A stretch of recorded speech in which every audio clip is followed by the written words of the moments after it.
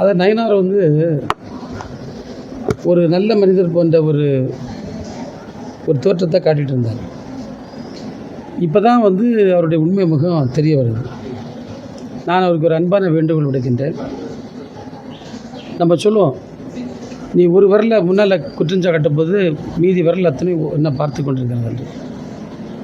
பிஜேபிக்கும் சட்டம் ஒழுங்குக்கும் பேச ஏதாவது உரிமை இருக்குது.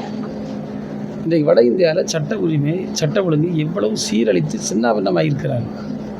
ஆனால் கூச்சமே இல்லாமல் மற்ற இடங்களில் வந்து அதை பற்றி எதுவும் பேச மாட்டாங்க. அதுதான் அவங்க செய்யக்கூடிய அவர் சொல்லுகிறாரு, நமக்கு என்ன இங்கே வந்து டிஎம்கே வந்து இரும்பு கரம் வச்சு ஒடுக்குதுன்னு. சரி, திமுக வந்து சட்டம் ஒழுங்கை சீர்குலைப்பவர்களை இரும்பு கரத்தால் ஒடுக்குகிறது என்பது உண்மைதான்.